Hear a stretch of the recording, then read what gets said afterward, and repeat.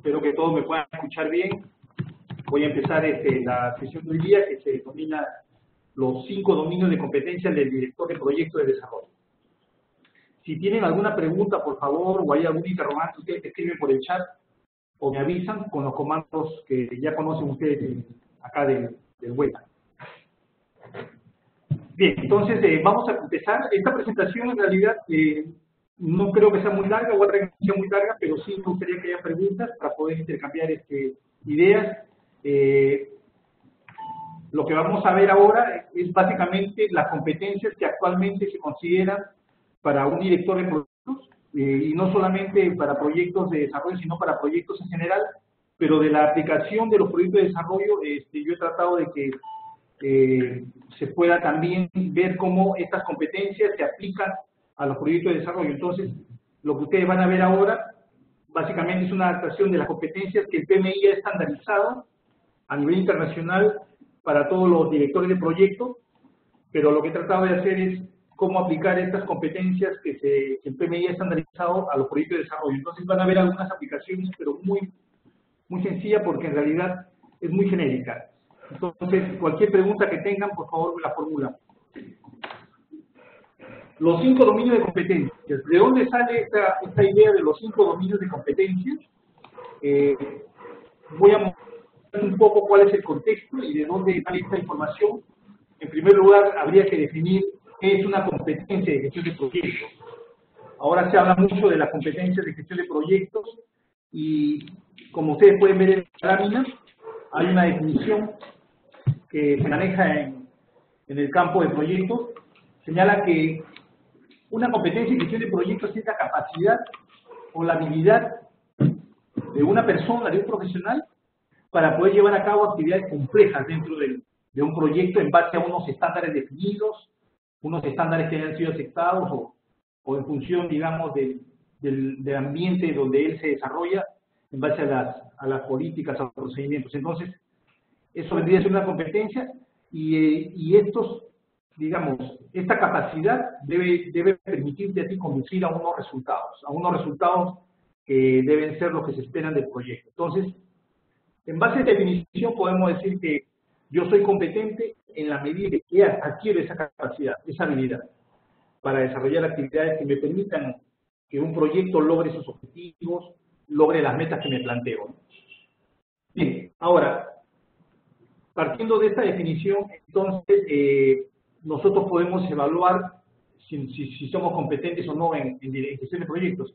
Para poder evaluarnos, el PMI desarrolló un estándar, y lo voy a mostrar con una definición, donde para ayudar a aclarar cómo es esto de las competencias de un director de proyectos, en ese estándar, el PMI dice, las competencias fundamentales del director de proyecto podríamos clasificarlas en 3 tipos. Entonces, se habla de las competencias de conocimientos.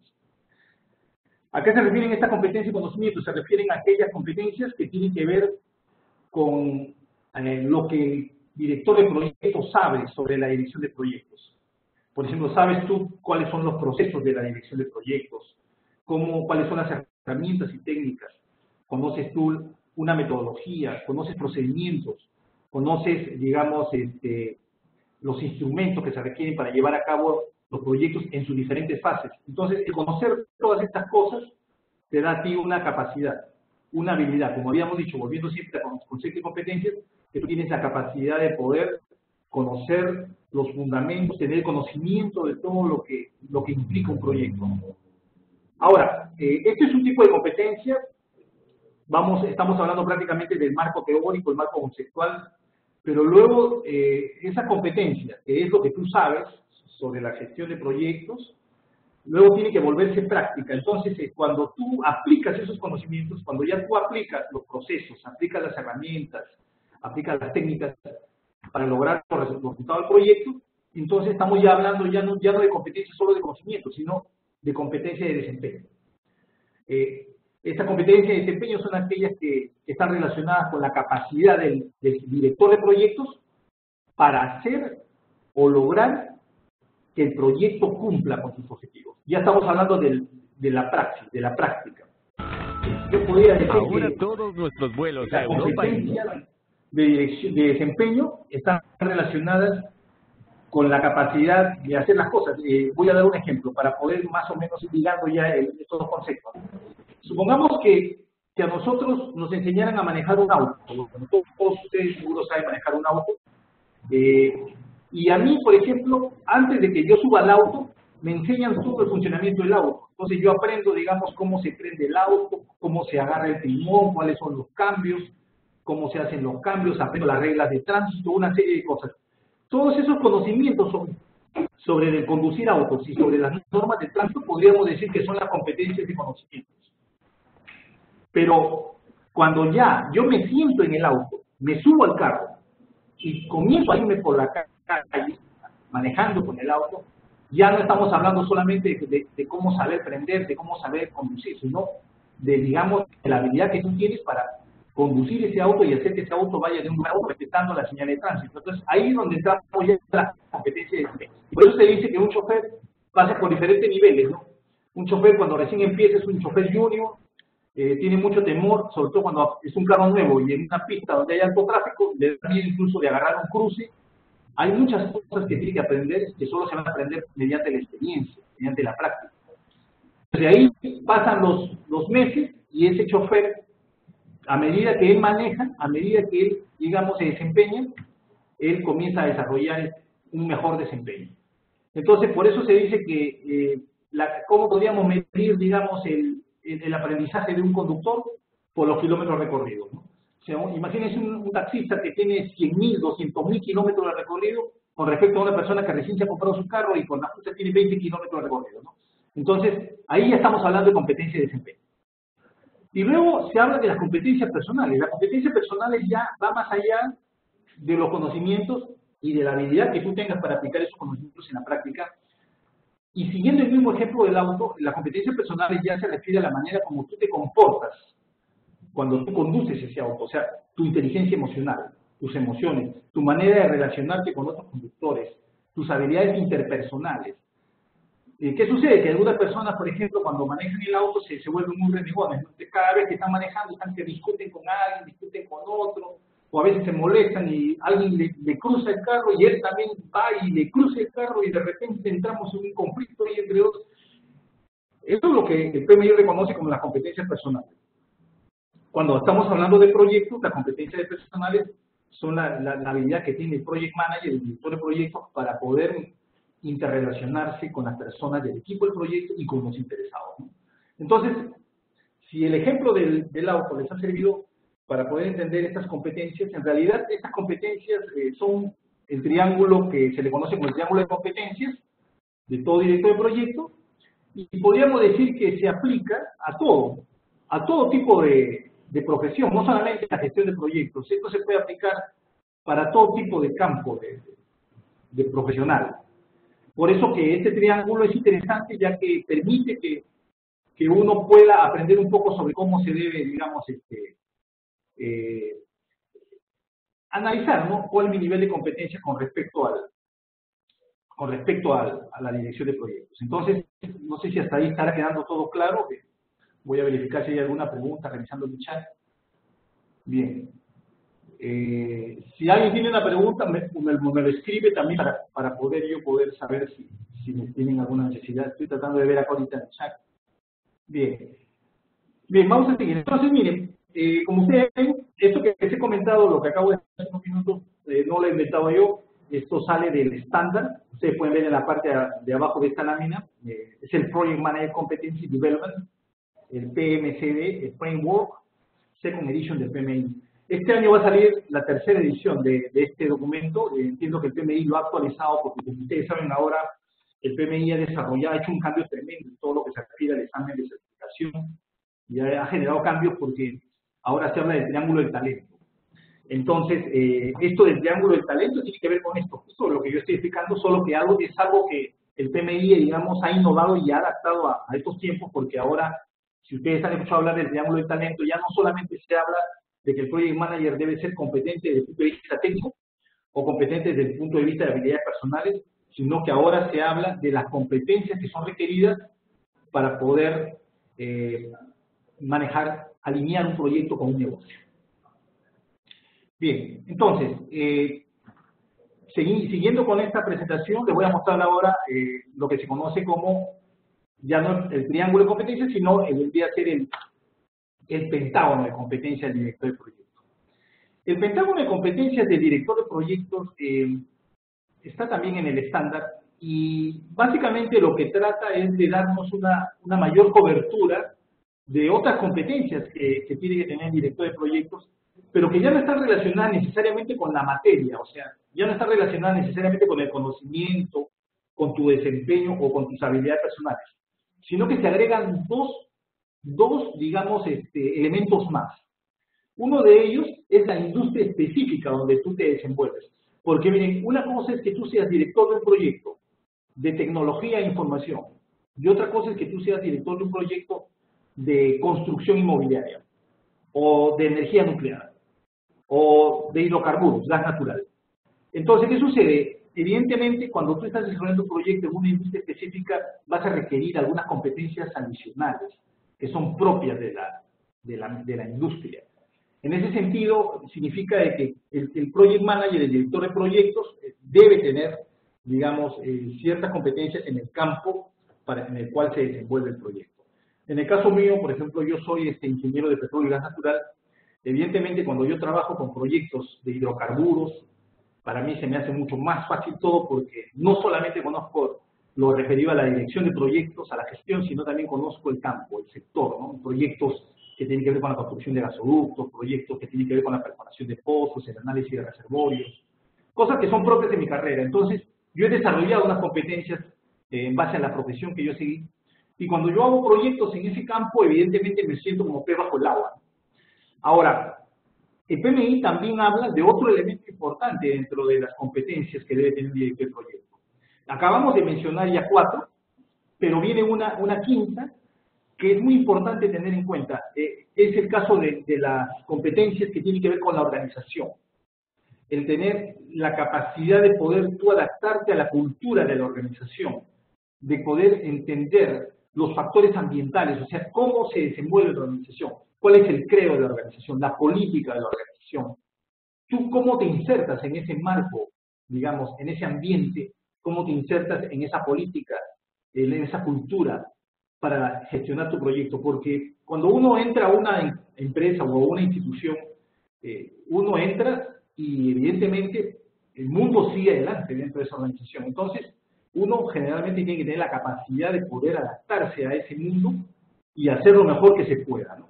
Entonces, ser un director de proyecto requiere también tener esa capacidad, la capacidad de poder yo gestionar mis proyectos en el marco organizacional donde este proyecto se ejecuta.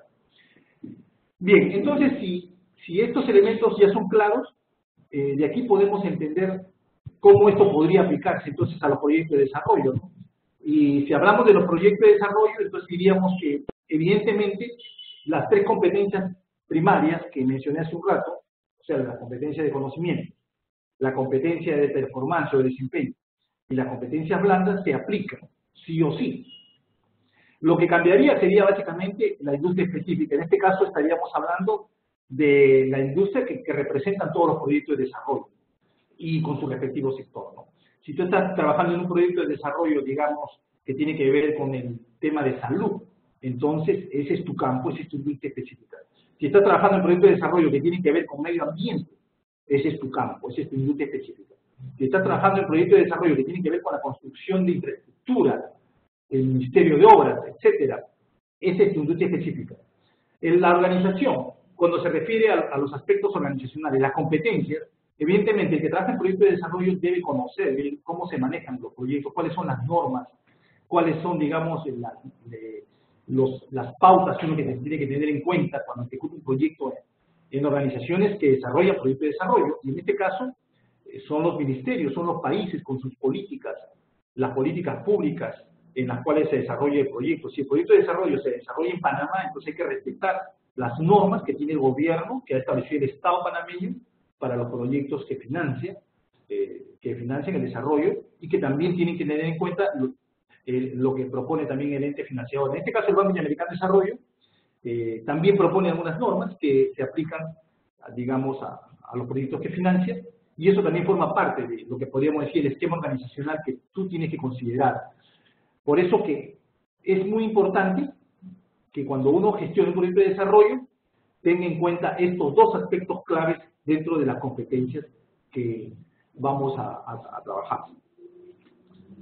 Bien, ahora vamos a avanzar a los dominios. Sabemos entonces que las competencias de un director de proyecto, ya hemos visto que de acuerdo al Pentágono, son 5 elementos, son 5 tipos de competencias. ¿Cómo podemos entonces relacionar estas competencias con los dominios? ¿Y qué son los dominios de competencias, ¿no? Es una pregunta que me imagino se habrán hecho cuando vieron el título de la presentación. Y es que en realidad, como les he comentado al principio, yo no lo he inventado. Los dominios de competencias es un concepto que el PMI, digamos, ha establecido para poder evaluar de alguna manera los niveles de competencia que tienen los project managers, los directores de proyectos, que buscan la certificación, que quieren dar el examen del PMI y que quieren ser certificados como PMPs. Entonces, ¿qué es lo que ha hecho el PMI a la hora que ha estandarizado la gestión de proyectos? Lo que ha hecho es definir los 5 dominios, y los 5 dominios ya está referido básicamente al quehacer del proyecto, ¿no? A las fases del proyecto, y de acuerdo a lo que el PMI ha establecido, ustedes pueden ver en la lámina que son 5 las competencias, los dominios de competencias, y estos dominios son los que están referidos básicamente a las fases del proyecto y a los grupos de procesos. Por ejemplo, a los grupos de procesos de iniciación, el PMI establece que todo director de proyecto tiene que tener la capacidad de poder iniciar un proyecto. Por lo tanto, ese es un dominio. Luego se habla de los procesos de planificación. Todo director de proyecto debe tener la capacidad de planificar un proyecto, la habilidad de planificar proyectos. Entonces, ya estamos hablando de este segundo dominio. Los procesos de monitoreo y control. Todo director de proyecto tiene que tener la capacidad de monitorear y controlar proyectos. Entonces, ahí estamos hablando del tercer dominio. Luego hablamos de la ejecución y del cierre. Entonces, prácticamente los dominios están relacionados con estos 5 grupos de procesos de la dirección de proyectos que han sido estandarizados por el PMI. Y como ustedes pueden ver en la lámina, está relacionado con la capacidad que todo director de proyectos debe tener con respecto a esas 5 fases, que son los 5 dominios, porque son, digamos, los elementos que constituyen todo tipo de proyecto, ya sea chico o grande, ya sea complejo o simple, y ya sea un proyecto de desarrollo o un proyecto privado o un proyecto público. En realidad, en los dominios se dan en todo proyecto, y el director de proyecto tiene que tener la capacidad de poder hacer las cosas del proyecto en cada una de esas fases, ¿no? Bien. Ahora, vamos a ir un poco entonces ahora al detalle. Una cosa es decir, bueno, yo tengo que ser un director de proyecto de desarrollo, y la pregunta sería, entonces, ¿pero qué significa tener la capacidad de iniciar un proyecto? Pues ya estamos entrando entonces al detalle, ¿no? Y la pregunta es correcta porque a mí me pueden decir, ¿tú eres capaz de iniciar un proyecto? Bueno, yo puedo decir sí, pero ¿qué significa iniciar un proyecto?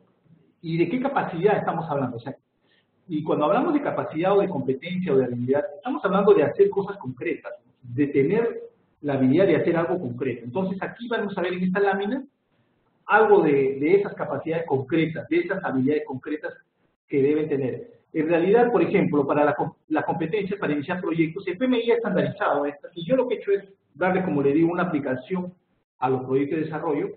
Por ejemplo, se establece que una de las competencias que debería tener todo director de proyecto para iniciar un proyecto, ya sea privado o proyecto público de desarrollo, es que tú tienes que saber evaluar el proyecto en base a la información que tú tienes disponible. En pocas palabras, tienes que saber determinar la viabilidad de un proyecto desde el punto de vista económico. Cuando hablamos de evaluar un proyecto, hablamos de determinar el BAM, el TIRS, hacer un análisis de costo-beneficio, el payback. Eso se da para todo tipo de proyecto, ya sea público o privado. Tenemos que determinar nosotros si va a ser rentable ese proyecto, si vamos a poder recuperar inversión. Entonces, no se puede iniciar un proyecto si uno no ha hecho ese análisis. No podemos nosotros pensar en una inversión económica sin haber estudiado el mercado, sin haber analizado la necesidad, sin haber determinado, digamos, si vamos a poder recuperar la inversión. Entonces, esta es una capacidad que hay que tener. O sea, todo director de proyecto tiene que saber evaluar un proyecto y saber si ese proyecto tiene posibilidad de ser rentable o no. Entonces, esa es una competencia, por ejemplo, ¿no? Luego hay otra competencia dentro de esta fase, y estamos hablando de iniciar proyectos, no estamos hablando de planificar, que es la siguiente fase que vamos a ver. Cuando iniciamos proyectos, es importantísimo que el project manager sea capaz de identificar los entregables claves, los productos claves. Recuerden que un proyecto, siempre el proyecto vive de los productos que genera, de los servicios que va a generar. Ahora, si bien es cierto que nosotros estamos en proyecto de desarrollo y el objetivo del proyecto de desarrollo son resultados que van a nivel de impacto, resultados de intermedios, resultados que se dan en el mediano y corto, pueden darse en el mediano y largo plazo, eso no nos exime de lograr unos productos claves que nos permitan lograr los resultados. Entonces, el director de proyecto, en la fase de iniciación, ya tiene que tener la capacidad de identificar cuáles son esos productos claves. Y esos productos claves estamos referidos a los hospitales que voy a construir, a la carretera que yo quiero proponer, al puente que quiero hacer, al sistema que quiero implementar, a todos esos elementos que me permitirían lograr el resultado de desarrollo en base a la estrategia del país, en base al marco de desarrollo que yo quiero, que estoy impulsando como parte de mi proyecto, ¿no? Ahora, la fase de iniciación es muy importante y requiere también la habilidad de saber analizar a los interesados. Recuerden que cuando tú vas a iniciar un proyecto de desarrollo, la parte de la iniciación es vital para que ese proyecto lo aprueben o no lo aprueben. Lo que nos estamos jugando es que nuestra idea tenga la posibilidad de convertirse en una realidad. Entonces, para que una idea se convierta en realidad, tú tienes que vender la idea. Y para vender la idea, ya sea en un proyecto de desarrollo o en un proyecto privado, lo que tú tienes que hacer es analizar a los interesados. ¿Quiénes son los principales interesados de ese proyecto? ¿Quiénes son los beneficiarios? ¿Quiénes se van a beneficiar? ¿Quiénes son los que van a recibir los resultados esperados de esa inversión? Entonces, el PMI dice, un project manager, un director de proyecto tiene que ser capaz de analizar a los interesados con las técnicas y herramientas que conozca para poder alinear las expectativas de esos interesados. Y esos interesados pueden ser el ministro, pueden ser el presidente, pueden ser, no sé, la comunidad. Nosotros tenemos que identificarlos y tenemos que definir claramente cuál es su expectativa, qué es lo que él espera y ver cómo esto se alinea con la política que quieres implementar y con los resultados esperados, ¿no?, de la organización, lo que está en el plan estratégico de desarrollo. Entonces, como ustedes pueden ver, aquí hemos visto algunas de los aspectos más claves. Hay otras competencias que debemos tener para esta fase de identificación de proyectos. Por ejemplo, la identificación de riesgos es un elemento clave. Y ustedes dirán, pero ¿cómo vas a identificar riesgos si recién estás en la fase de iniciación del proyecto? Todavía ni te lo han aprobado. Es cierto, no tienes que hacer un análisis detallado, pero sí tienes que conocer los principales riesgos que están asociados a ese proyecto, porque tú debes tener un juicio experto desarrollado en base a tu experiencia en proyectos similares. Por lo tanto, es necesario que el director de proyecto sepa identificar esos riesgos principales que podrían darse en el proyecto y establecer supuestos y restricciones. Todo esto va a ser en base a la información histórica, en base digamos, a proyectos anteriores, al juicio experto y a una serie de cosas que el PMI señala que todo director de proyecto debe. Entonces, como ustedes pueden ver, la fase de iniciación requiere varios elementos y en el caso de los proyectos de desarrollo, nosotros cuando hemos estado dictando y seguimos dictando ahora en los cursos del PM4R, el Project Management for Resource, nosotros estamos tratando de impugnar, podríamos decir, impulsar el uso de una herramienta que ustedes conocen, que es el Acta de Constitución del Proyecto, ¿no? Aunque ustedes saben que actualmente en sus gobiernos, en sus países, no se utiliza ese documento o no está formalizado legalmente, el Acta de Constitución del Proyecto es una herramienta estandarizada que se promueve porque nos permite a nosotros ordenar esta fase de iniciación del proyecto, ¿no? Los proyectos de desarrollo, como ustedes saben, cuando son financiados por el BIC, tienen que pasar por un proceso de aprobación del directorio y luego se logra, digamos, aprobar la operación y hay documentos, ¿no?, que van sustentando cada elemento de esta fase de iniciación hasta que logramos que el proyecto sea aprobado por el directorio y luego sea, digamos, aprobado por el país, ¿no?, y se apruebe el endeudamiento. Entonces podríamos decir que toda esa fase, hasta antes de que se dé el primer desembolso, justo cuando ya se aprobó toda la operación, estamos en la fase de iniciación del proyecto.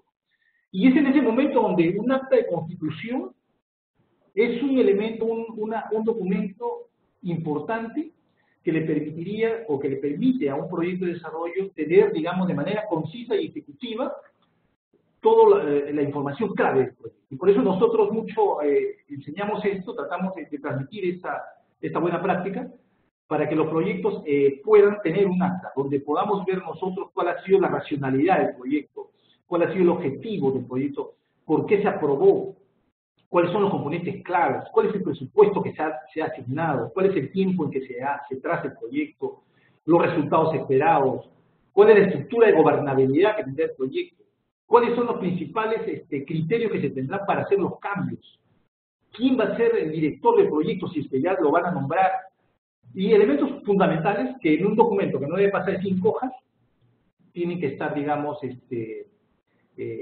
señalados en un acta de constitución. Entonces, como les decía, esto del acta de constitución puede aplicarse a todo tipo de proyectos, ¿no? Incluso a proyectos que tengan que ver con el desarrollo urbano, como veo por ahí una pregunta, no hay ninguna, digamos, restricción. Puede ser un proyecto de desarrollo turístico, desarrollo urbano, de medio ambiente. Acá lo importante es entender el espíritu de la herramienta, el espíritu del documento, y el director de proyecto especializado en un campo determinado tiene que tener la capacidad de poder adaptar esta herramienta a la realidad de su proyecto, a la realidad de su organización, a la realidad de su, digamos, de su industria, de su sector, ¿no? Finalmente, no se trata solamente de desarrollar el acta, sino también tener la capacidad de poder lograr su aprobación. Esto sobre todo para proyectos privados. En el sector público, como les digo, este documento no está todavía formalizado legalmente, aunque probablemente en el futuro se haga, pero en el sector privado sí es una práctica que muchas empresas han establecido como estándares, en el hecho de que tienen que aprobar el acta. Entonces, muchos proyectos se aprueban y esas actas quedan registradas como si fueran partidas de nacimiento, y los directores de proyectos tienen que luchar para que lo aprueben su proyecto. Entonces, de alguna manera, lo más importante no es tanto desarrollar el acta, en realidad lo más importante es que el proyecto sea aprobado, o sea, el acta. Finalmente, señalo de que hay 2 habilidades más que hay que manejar. Recuerden que el acta de constitución del proyecto lo que hace es mostrar también el alineamiento del proyecto con los objetivos estratégicos de la organización. Tenemos que decirle a nuestro sponsor, al patrocinador, que este proyecto va a lograr los beneficios esperados por la organización.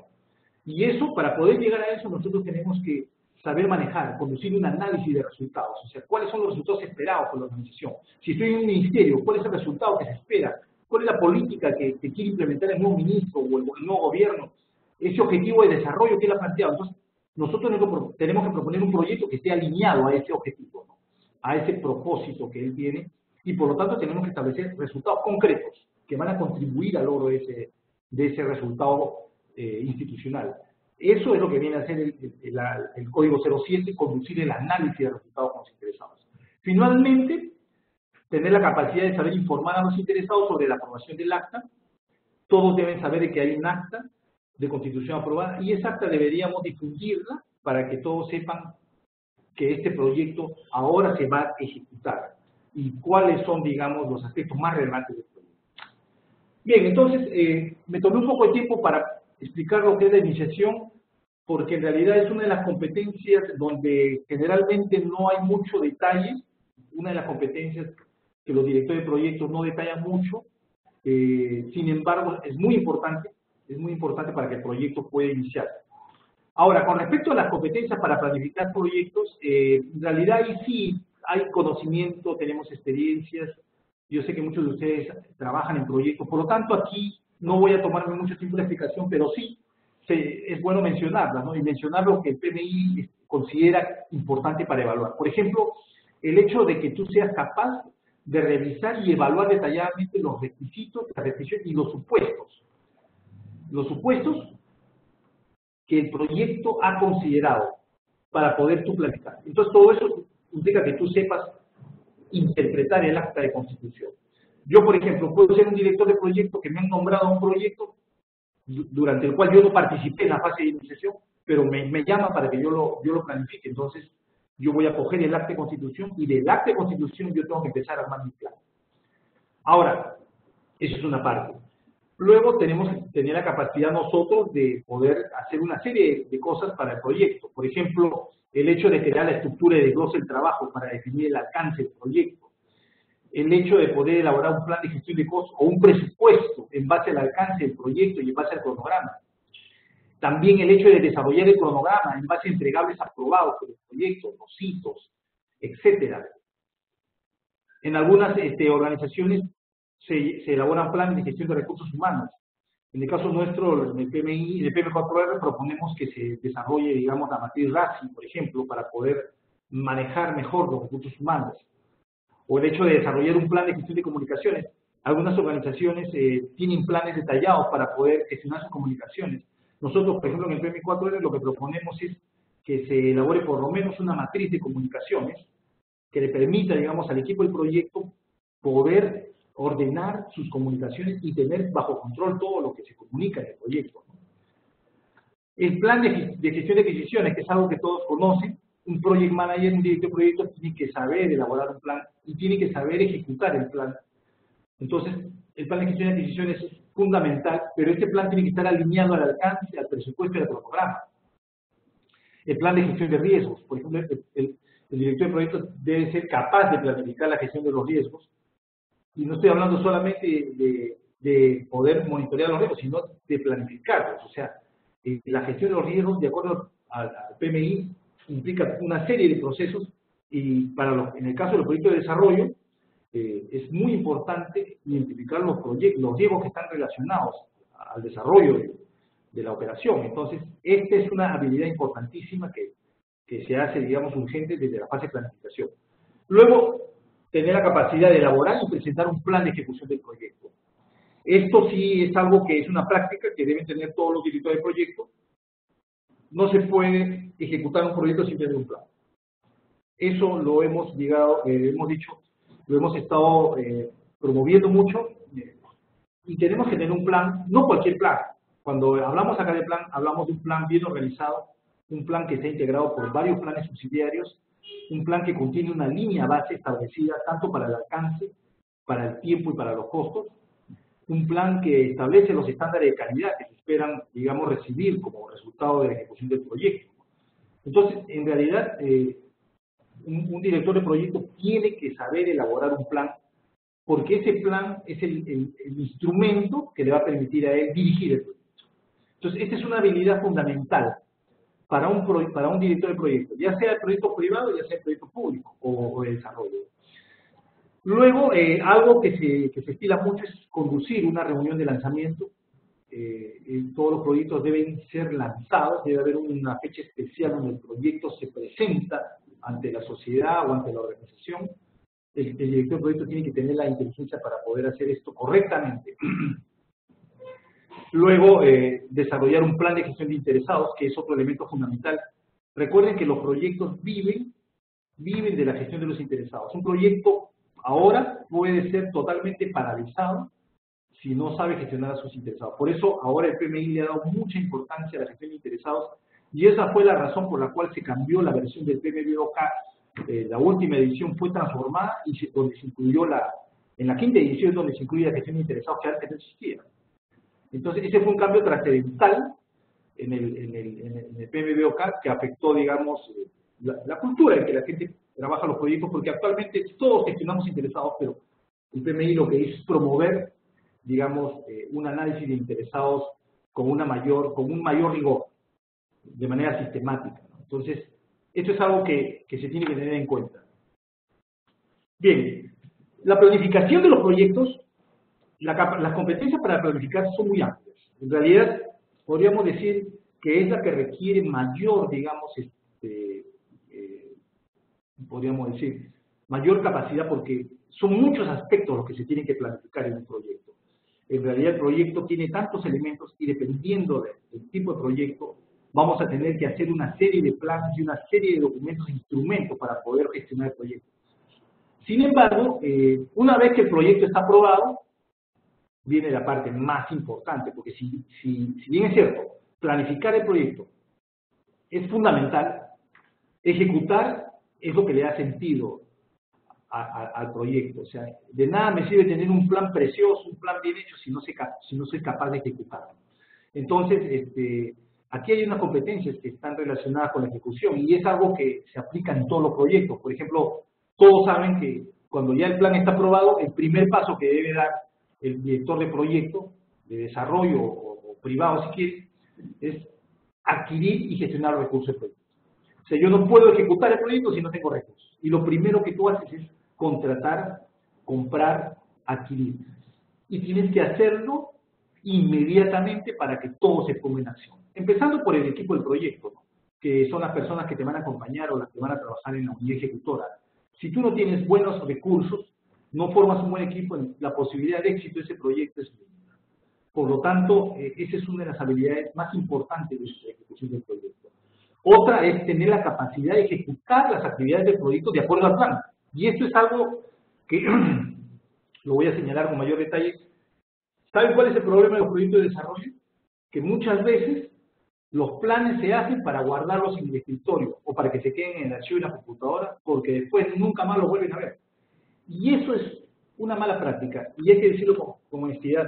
Lamentablemente es una mala práctica que de alguna manera se nos ha incorporado a nosotros los latinos, porque somos mucho más intuitivos, nos gusta más la acción, buscamos soluciones inmediatas, nos adaptamos rápido al cambio, pero la planificación no es algo que esté, digamos, muy fijo en nuestra cultura. No quiere decir que todo, yo estoy seguro que algunas personas, algunos de los que están escuchando esta charla, sí lo hacen, y realmente ellos son un referente para nosotros, pero yo creo que la mayoría de veces cometemos el error de dejarnos llevar rápido por lo inmediato, por lo urgente. Entonces, ¿qué sucede? Los planes muchas veces pasan a un segundo plano. En ese sentido, es un chip que tenemos que cambiar. Lo primero que tiene que hacer un director de proyectos, y es algo que el PMI te evalúa, y si ustedes van a dar el examen de certificación para hacer PMPs, tienen que tener bien metido en la cabeza. No puedes mover un dedo si eso no está contemplado en el plan. Es más, ¿qué es lo primero que vas a hacer? Por ejemplo, viniera alguien y te pregunta a ti, ¿qué es lo que usted va a hacer, señor, ahorita en este momento en el proyecto? La respuesta no es decirle, mira, voy a hacer esto, voy a hacer... No. La respuesta es agarrar, sacar tu plan de dirección, mostrar tu cronograma, ver la fecha de hoy día en el cronograma y decir, ¿cuáles son las actividades que hoy día corresponden? Estas son. Perfecto. Estas son las principales actividades y luego todo lo que está, digamos, relacionado con eso, que tenga que ver con gestión de riesgos, con supervisión, con monitoreo, etc. Esa es la competencia. Por lo tanto, tengamos en cuenta que ejecutar un proyecto implica tener la capacidad de cumplir con el plan que hemos aprobado. Luego ustedes van a ver que hay otras competencias que por el tiempo ya no las voy a poder detallar o explicar con mucho detalle, pero decirles a ustedes que es importante tener un plan de gestión de calidad y que hay que implementar el plan de gestión de calidad, porque recuerden que un proyecto vive los productos y los productos tienen que cumplir los estándares de calidad, porque si no el proyecto fracasa, nunca lograría resultados. El project manager tiene que ser capaz de manejar eso, la calidad de los productos que recibe. Luego los cambios. Cuando el PMI señaló y estandariza que la planificación debe ser lo mejor posible, nunca dice que la planificación no va a ser modificada. Se va a modificar, pero tiene que ser con un proceso de control de cambios. Y eso se da en todo, en los proyectos de desarrollo también. Entonces tenemos que tener un proceso de control de cambios para que se implementen los cambios que se han aprobado. Y esa es una competencia que tiene que tener el director de proyectos. Se deben implementar todas las actividades que se han aprobado en el plan. Se debe manejar la información. Gestionar un proyecto, ejecutar un proyecto es básicamente comunicarse. El director de proyectos tiene que ser un experto comunicando. Ahora, otro aspecto donde el director de proyectos tiene que ser un tigre es mantener la relación con los interesados. ¿Qué significa eso? Que yo tengo que asegurarme que el proyecto tenga una buena relación con los interesados y que los interesados no sean mis enemigos, los interesados no se opongan a mi proyecto, sino que sean mis aliados. Y ni siquiera debo dejarlos en una situación neutra, al contrario, yo debo hacer que cada interesado se sume al proyecto. Entonces, eso es una competencia vital.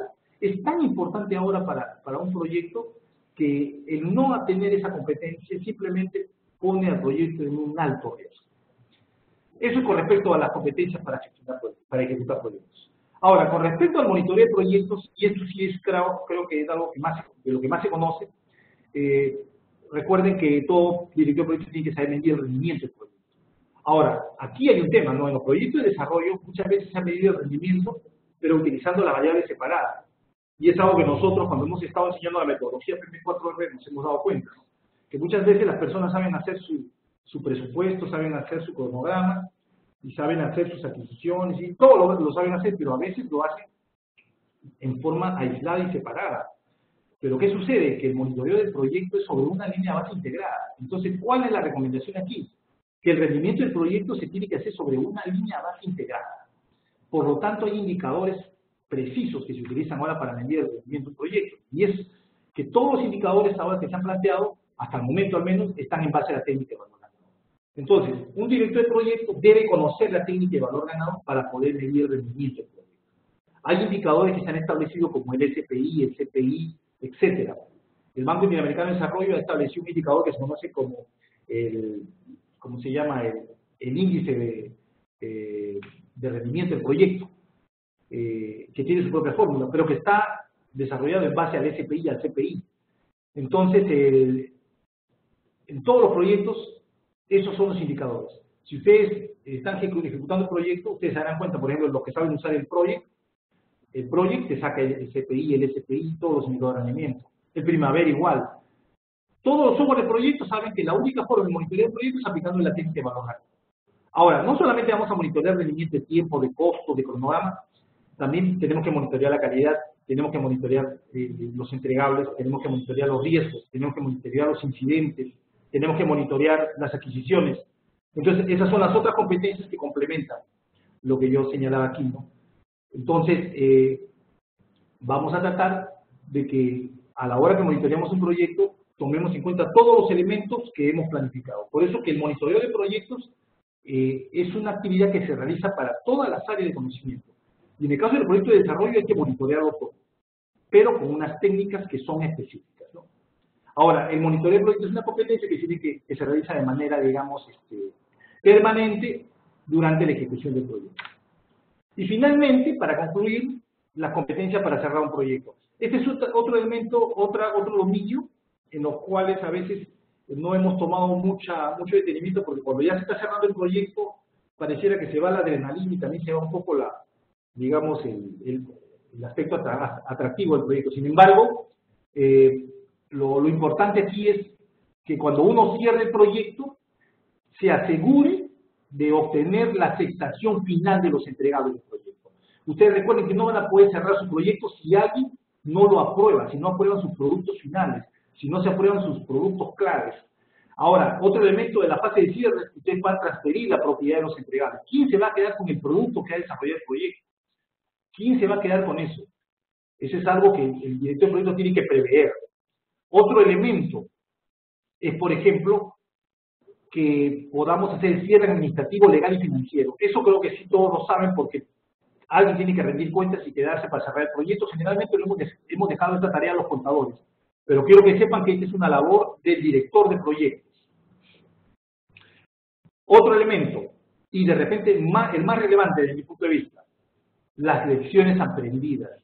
Amigos, si no somos capaces de registrar las lecciones aprendidas del proyecto, no vamos a poder aplicar un proceso de mejora continua a nuestras competencias y tampoco a un proyecto que venga después del que acabamos de ejecutar. Entonces, las lecciones aprendidas son vitales y eso es lo que tiene que aprender a desarrollar el director de proyectos.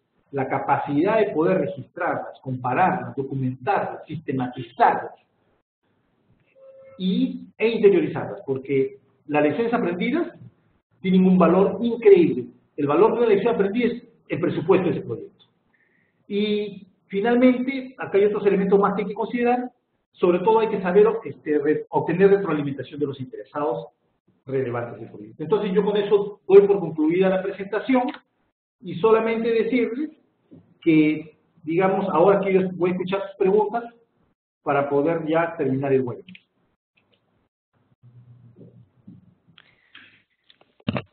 Sí, Eddie, ¿me oyes? Bien, sí, te escucho, Julio.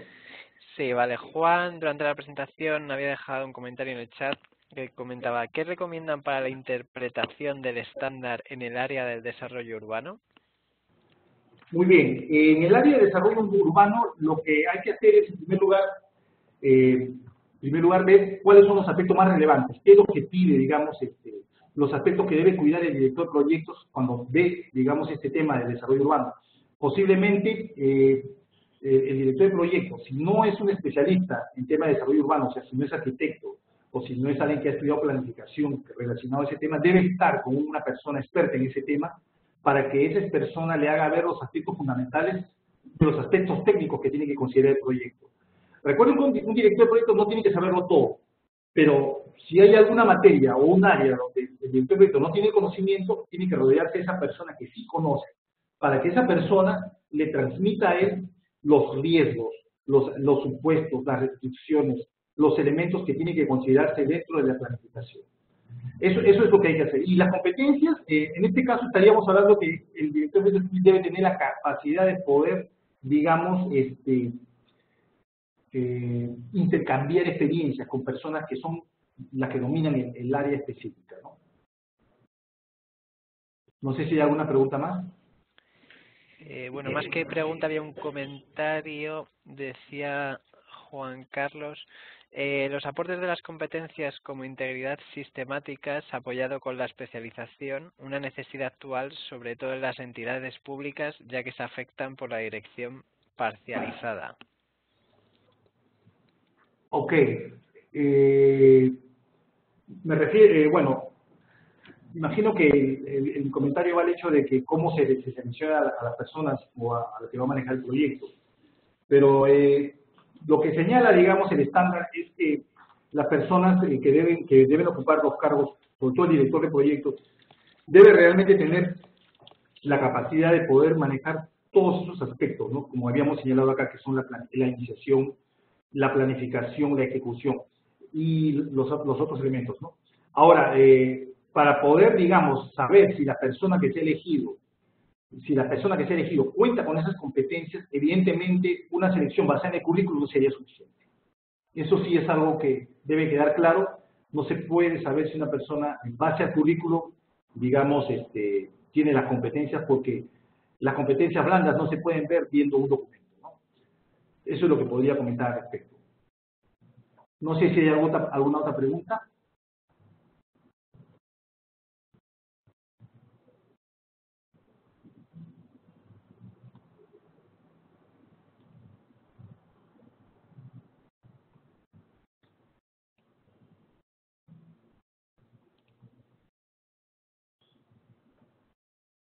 La evaluación ex post. Muy bien. Con respecto a la evaluación ex post, evidentemente, cuando los proyectos concluyen, el director del proyecto termina su trabajo. Bueno, esa es de acuerdo al concepto de proyecto, los proyectos tienen un comienzo y un fin. Y si en la institución donde tú estás, después que termine el proyecto, aún continúas tú, digamos, para la fase siguiente, que podríamos decir la operación del proyecto, y tú tienes la oportunidad de poder participar en la evaluación ex post, entonces ya estaríamos hablando de una competencia que tiene que ver básicamente con las lecciones aprendidas, porque recuerda que muchas veces en esa fase donde uno se da cuenta si lo que propuso dio resultado o no. Y es importante porque a la próxima vez que tú participes en un proyecto de desarrollo que tenga, digamos, una característica similar o que sea de alguna manera muy parecido, la evaluación ex post va a ser un insumo importantísimo para no volver a cometer las fallas y también para poder hacerlo correcto, porque de alguna manera eso te indica a ti qué dio resultado y qué no dio resultado.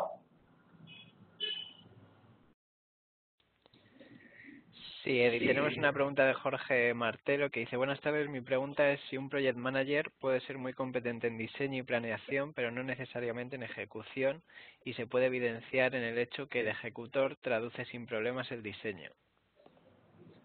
Es cierto, las competencias, en realidad, lo ideal es que un director de proyecto sea competente en todos los dominios, pero no, en la realidad no es así. En la realidad hay personas que son muy buenas planificando, pero que tienen mucha debilidad para ejecutar, o viceversa. Y es por eso que cuando el examen del PMI te toman, digamos, la prueba de certificación, a veces uno no aprueba, ¿no? No aprueba el examen. ¿Por qué razón? Porque resulta que eres muy bueno para iniciar proyectos, pero no logras alcanzar la competencia mínima requerida para planificar o para ejecutar. Y, por ejemplo, en el examen de certificación te evalúan los 5 dominios. Y para poder obtener la certificación tú tienes que ser moderadamente o altamente competente en los 5 dominios. Hay personas que han logrado ser altamente competente en 4, pero en uno tuvieron baja competencia y por eso no logran la certificación. ¿Y eso qué significa? Significa que el director de proyecto, las personas que están trabajando en proyectos, tienen que de alguna manera tratar de que sus habilidades estén, digamos, equilibradas. O sea, un director de proyecto tiene que estar en todas, porque el proyecto puede caer en cualquiera de esas 5 fases. Ok, Isa Ocampo comenta: buenas tardes, saludos desde México. En tu opinión, ¿quiénes deben realizar el Project Charter de un proyecto de desarrollo? Bien, el Project Charter en un proyecto de desarrollo generalmente ya lo va a realizar el equipo que va a ejecutar, porque hay varias fases en los proyectos de desarrollo. La primera es cuando nace la idea y empieza, digamos, en el banco, por ejemplo, hay un proceso previo donde se analiza la factibilidad, luego le dan la declaratoria de viabilidad, dependiendo del país, le dan su declaratoria de viabilidad del proyecto. Hay toda una fase que podríamos decir que es la fase de inicio, que es muy propia de cada país y que generalmente termina con la aprobación de la operación por parte del directorio del banco, y luego los países tienen que aprobar en su congreso y el gobierno tiene que aprobar el contrato de préstamo. Entonces, hasta ahí no hablamos de acta de constitución porque no la hay. En los proyectos de desarrollo, hasta el momento, por la experiencia que tengo, el acta de constitución la estamos elaborando ya cuando el contrato está aprobado, ya cuando el proyecto ha sido aprobado y cuando ya se va a empezar, digamos, de alguna manera la ejecución. Entonces, en ese momento es digamos, donde tienes la posibilidad de poder elaborar el acta de constitución. Perfecto, Eddie. La siguiente dice Caroline Albuja: ¿qué hacer en el sector público si el acta de constitución del proyecto al final de la ejecución no se ajusta a los alineamientos iniciales por motivos de presupuesto, política y sobre todo esto debe reportar a la auditoría por el encargo? Claro, recuerda que el acta de constitución es un documento, básicamente es propositivo. El acta de constitución no es un documento formal en el proyecto, salvo que en el país aprueben el acta de constitución o haya una norma que diga que el acta de constitución es un documento vinculante, pero yo no vería mayor problema que haya diferencias entre lo que sale el acta y lo que termina el proyecto de desarrollo, porque recuerden que los proyectos están, digamos, sometidos a cambios, y hay muchos cambios que se pueden dar. Entonces, el acta de constitución podría haberse planeado de una manera al inicio, reflejó, digamos, el inicio del proyecto, de alguna manera lo reflejó en base a la matriz de resultados, en base al contrato de préstamo, en base al informe del proyecto, pero seguro que hubieron cambios porque de repente el gobierno cambió de prioridad, hubo recorte de alcance, incluso reducción de presupuesto. Entonces, ya el acta de constitución no puede representar lo que la nueva realidad está señalando. Simplemente que cuando se modifiquen los planes, va a quedar registrado que han habido cambios, y el acta de constitución queda como una referencia al inicio. Pero no debería generar ningún problema, ni siquiera con los órganos de control, porque recuerden que los proyectos cambian y los cambios son aceptados. Si los cambios son aprobados y aceptados, no tienen por qué ser algo negativo. Vale, si te parece, nos quedan 4 minutos, vamos a ver rápidamente las 3 últimas preguntas. Jocelyn pregunta: Eddie, ¿cuál es tu recomendación para promover el uso del acta de constitución en proyectos del sector privado? Mire, en realidad el acta de constitución y proyectos del sector privado son muy importantes porque permiten ordenar, digamos, a la organización, te permiten a ti tener a todos los proyectos mapeados, el acta de constitución te da la capacidad de poder asegurar el alineamiento de los proyectos con el plan estratégico de la organización. Porque en el acta de constitución, un aspecto primordial es cómo el proyecto contribuye al logro del objetivo estratégico de la organización. Por ejemplo, supongamos que yo fuera Apple y supongamos que yo tuviera como objetivo estratégico incrementar mi rentabilidad en 10% este año. Y voy a sacar una serie de proyectos, por ejemplo, el iPhone 8, el iPad 15, no sé. Todos ellos, si yo planteo un objetivo estratégico numérico como este de 10%, la pregunta es ¿con cuánto contribuye el iPhone 8? ¿Con cuánto contribuye el iPad 15? ¿Cuánta rentabilidad van a generar esos proyectos para Apple? Mi objetivo estratégico es 10. Bueno, el iPhone 8 va a generar un 2 de incremento, el iPad 15 un 3. Bueno, el acta de constitución permite registrar eso y es muy importante sobre todo para las cabezas de la organización, porque sobre esa base ellos deciden qué proyectos financian y qué proyectos no. A ver, la siguiente pregunta, te digo, Eddie. Carlos Javier consulta, por favor, ¿cómo accede a la tabla de indicadores clave para la factibilidad económica de un proyecto de desarrollo urbano? Por ejemplo, valor del costo de urbanización, porcentaje sobre el total del costo del proyecto.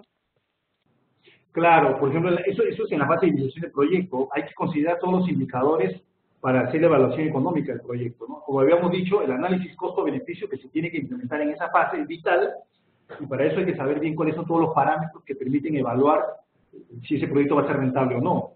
Entonces, estamos hablando de cuáles son los beneficios que va a generar el proyecto. Cuando se trata de proyectos privados es mucho más fácil porque uno, aparte digamos, de un mercado, de un producto que tú vas a vender, de un servicio, estimas un precio, un costo, y luego los ingresos que tendrías para luego, comparado con los costos, determinar cuál va a ser tu pago, tu fee, tu payout, tu payback. En el caso de proyectos que son públicos, como los de desarrollo urbano, donde hay que definir cuál es el beneficio que te va a generar ese proyecto, y hay que definirlo en términos económicos. Entonces, ahí debe haber una metodología ad hoc. Yo no soy especialista en tema de desarrollo urbano, pero yo estoy seguro que hay metodología para definir claramente con números cuáles son los beneficios para la ciudad, para el distrito, para la localidad, que va a generar ese proyecto. Y así como yo voy a definir matemáticamente y numéricamente esos beneficios, tengo que definir los costos. Y lo que señala el amigo tiene que ver con esos costos que están asociados a ese tipo de proyectos, ¿no? Que hay que considerarlos porque, digamos, son cosas que suceden en todos estos proyectos urbanísticos. Entonces, ese análisis de beneficio-costo me tiene que dar a mí una rentabilidad para la ciudad, para el distrito. Y eso es algo que tiene que dominar el gerente de proyectos. ¿Por qué? Porque de eso depende que se apruebe el proyecto, o sea, que ese proyecto sea aceptado por la organización. Si tú haces el análisis de alternativas y determinas que ningún proyecto es rentable, ese proyecto no se podría implementar. Y no llegaríamos ni siquiera a la fase de presentar un acta de constitución para ese proyecto, ¿no?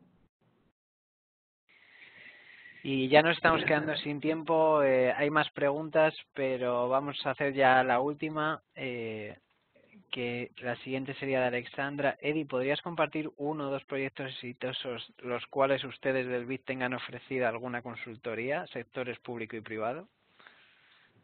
Proyectos exitosos. En realidad, en el caso de proyectos de desarrollo, los proyectos exitosos son medidos en función de los resultados que se logran. En realidad, muchas veces esos resultados no se ven apenas termina el proyecto, dependiendo también del tipo de proyecto. Si es un programa, por ejemplo, que tiene muchos proyectos, entonces ahí sí podríamos ver algunos resultados intermedios y podríamos saber si ha sido beneficioso o no. Pero en el caso de proyectos donde los resultados van a venir después, todavía ahí no se puede saber exactamente los beneficios. Pero hay proyectos exitosos que se miden en función de los resultados, y los resultados están en base a indicadores que se establecieron al momento que se aprobó la operación.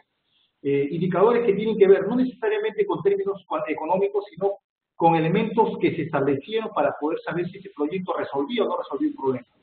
Entonces, casos exitosos hay, evidentemente, y ejemplos concretos no tengo datos exactos a la mano, pero lo importante es esto, lo importante es que tú, el hecho mismo de haber hecho una fase de iniciación del proyecto, donde tú desarrollaste la capacidad de evaluar los beneficios de ese proyecto, eso te va a servir a ti de insumo para poder luego determinar si el proyecto fue exitoso o no. Porque si no haces ese análisis inicial, no va a haber nada contra qué medir.